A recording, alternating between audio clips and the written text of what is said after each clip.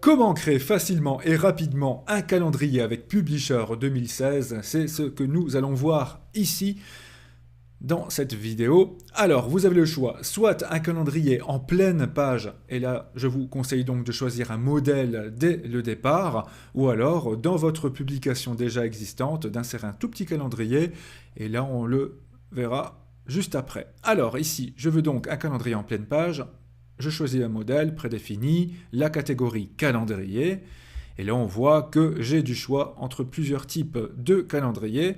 Je vais par exemple choisir celui-ci. Voilà, je peux choisir un modèle de couleur, plutôt lumineux ou pas trop. Je vais le laisser tel quel. Et ensuite créer. Et c'est parti, vous avez le calendrier du mois en cours. Ici, cette vidéo est enregistrée en décembre 2017 avec les bons jours, les bonnes cases aux bons endroits.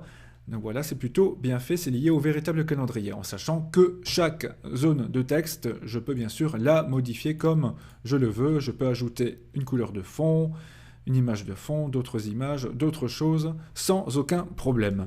Alors, si vous désirez le calendrier d'un autre mois ou d'une série d'autres mois, je vous conseille d'aller dans Création de page, changer de modèle, et là, en bas à droite, vous avez définir les dates du calendrier. Alors, si vous voulez, par exemple, je ne sais pas moi, le mois de juillet de l'année 2050, alors il faut le mettre à la fois au début et en fin. Voilà. OK, OK.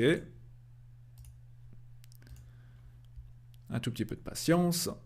Et voilà, le calendrier du mois de juillet 2050 est ici, c'est fait. Alors si par exemple vous désirez le calendrier de toute l'année 2020, mais avec une page par mois, c'est tout à fait possible aussi. Donc création de page, changer de modèle, et là dans définir les dates du calendrier, je vais par exemple mettre janvier 2020 jusque décembre 2020, OK, et encore OK. Voilà. Et Publisher va créer cela tout seul comme un grand. Voilà, une page par mois, comme ça je peux toutes les imprimer et éventuellement les lier, les attacher pour ainsi avoir une page par mois. Donc vous voyez, c'est tout à fait flexible, c'est très facile à réaliser. Alors, ensuite, si vous avez une publication déjà existante, voilà, par exemple, j'ai une page vierge dans laquelle j'ai inséré différentes choses. Voilà, j'insère des formes pour faire semblant que c'est ma publication. Et je désire y ajouter un petit calendrier. Alors, dans ce cas-là, on ira dans Insérer ou Insertion, Calendrier. Et là, vous avez quelques choix de calendrier. Si on va dans Autre calendrier, on a bien plus de choix encore, comme vous pouvez le voir. Voilà, je prends par exemple celui-ci, pour le mois en cours, Insérer. Et voilà, un petit calendrier dans ma publication que je peux déplacer, éventuellement agrandir ou réduire sans problème.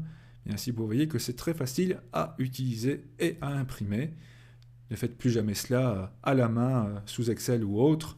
Vous voyez que ce serait une perte de temps alors qu'il y a déjà de très belles choses à faire ici dans Publisher. Voilà pour les calendriers. J'espère que ce tutoriel vous a plu et vous sera utile. À très bientôt!